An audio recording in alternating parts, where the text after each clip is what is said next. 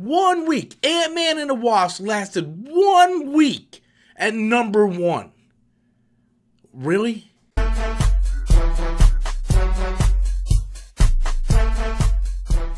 Hello everybody, welcome back to the channel once again. I'm Robert Storms. If you're finding me for the very first time, be sure to click that subscribe button. So the numbers for this past weekend has come out, and Ant-Man went from number 1 to number 2. Although Transylvania 3 comes in at number 1 with $44 million, knocking Ant-Man and the Wasp down to number 2 that brought in $28.8 million. Now right away, everybody's going to start overreacting and saying that Ant-Man and the Wasp is a colossal failure, and that's not the case whatsoever, guys. You really need to know how these box office numbers are broken down and the budget for the film, because the budget for Ant-Man and the Wasp is much smaller than these other movies, like, let's say, Infinity War, for example. So even though it isn't making as much money as a lot of the other Marvel movies like Black Panther, Infinity War, and so on, doesn't mean this movie is actually a failure. Because when you break down the numbers and you look at it, Ant-Man and the Wasp was sitting at $132 million domestically in its second week,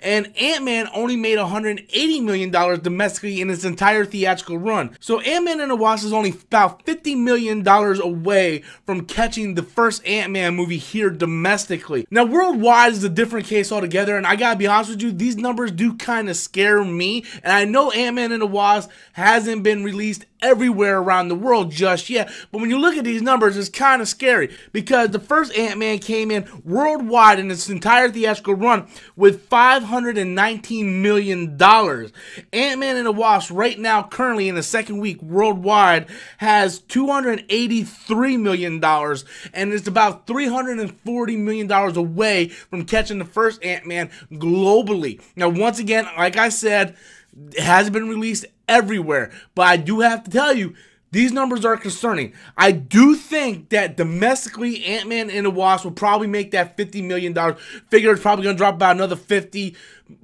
this week. Maybe it'll make about $15 million next week. So actually, when you kind of break it down like that, I'm not even sure it's going to make $180 million domestically. So there's a slim chance that this movie might not outperform the first Ant-Man, and I completely talked myself out of it mid-video. I came in with a plan. I'm like, don't worry. And I don't think you need to worry. I really don't, because it's not a flop, because it made its money back. It 100% made its money back. So by definition, it's not a flop. Now, does it beat the first Ant-Man movie? Well, I mean, it's only the second week. There's still plenty of time left, so that's yet to be seen. But it's going to be difficult when you release a movie in July and you're right in the summer season. You got all these movies coming out, taking pieces of your pie. So, yes, it is going to be difficult. I do think it has a good chance at reaching that 180 domestically, but that's yet to be seen. Because each week goes by, more and more money is going to be coming away from that movie. It's going to start losing more and more money each and every week.